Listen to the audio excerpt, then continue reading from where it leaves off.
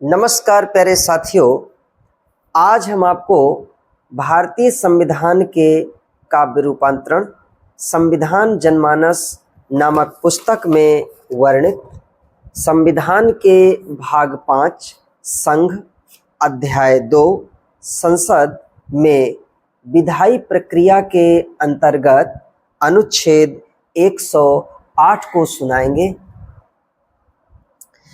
जिसमें है कुछ दशाओं में दोनों सदनों की संयुक्त बैठक। अर्थात यहाँ पर अनुच्छेद 108 की चर्चा हो रही है और इसके अंतर्गत सम्मिलित अधिवेशन अर्थात संयुक्त अधिवेशन बुलाने का प्रावधान किया गया है। 108 सदनों को लाए, सम्मिलित अधिवेशन बुलवाए, बिल पारित हो एक सदन में, भेज दिया हो दूज सदन में। तब यदि सदन न करी सुविकारा, दोनों सदन न सहमत यारा। दूज सदन 6 मास बिताए, बिल पारित वह कर नहीं पाए। लोकसभा विघटन से आवा, जो निरस्त उस बिल के अलावा, किसी दूसरे बिल के लाने, चर्चा परिचर्चा करवाने। राष्ट्रपति तब बैठक लाए, बैठक यह संयुक्त कहाए।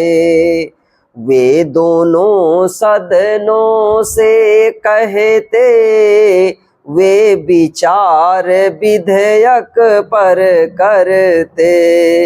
जो भी बात यहाँ पर होवे, धन बिल पर लागू नहीं होवे। संविधान संशोधन करना, तब बैठक संयुक्त न करना। लोकसभा अध्यक्ष जो रहता, अध्यक्षता वह इसकी करता।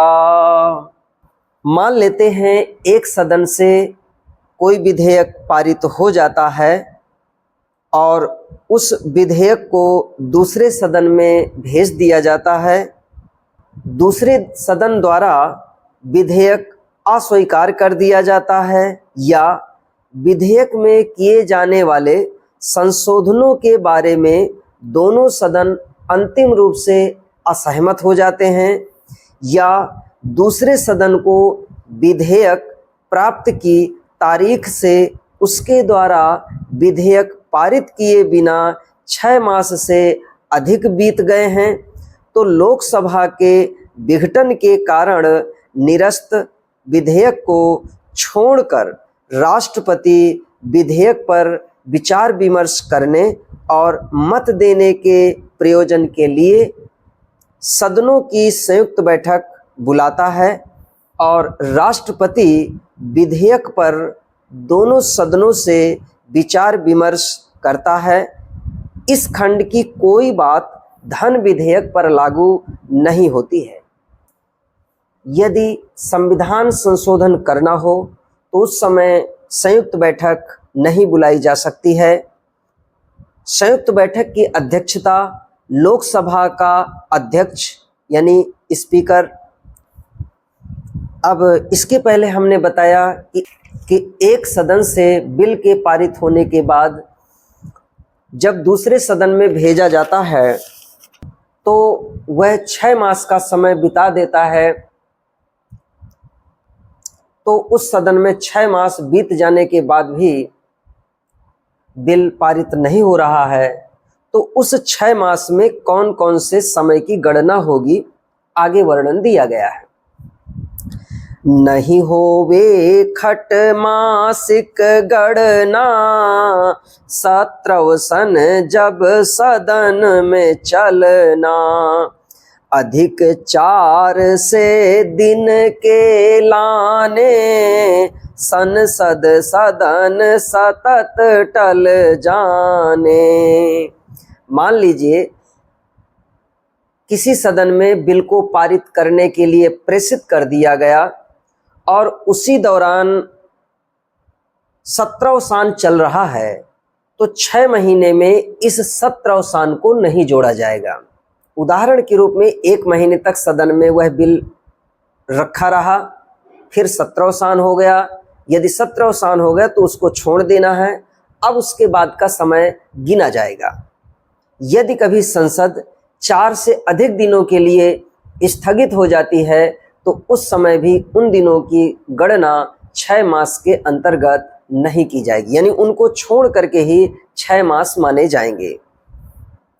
जो बिल सम्मिलित अधिवेशन से, दोनों सदनों के बहुमत से, इस बैठक में जो बिल पारित, 2 सदन से मानो पारित। इस संयुक्त अधिवेशन में जो बिल होगा और दोनों सदनों के बहुमत से उसे पारित किया जाएगा, इस बैठक में जो बिल पारित हो जाता है तो ये माना ही जाता है कि दोनों सदन की सहमति है और दोनों द्वारा पारित है। राष्ट्रपति अधिवेशन लाने, सदनों को सूचित करवाने। लोकसभा विघटित हो जाती, तब भी यह बैठक हो जाती। अरु विधेयक लाया जा सकता, पारित उसे किया जा सकता। राष्ट्रपति संयुक्त अधिवेशन के लिए सदनों को सूचित करता है।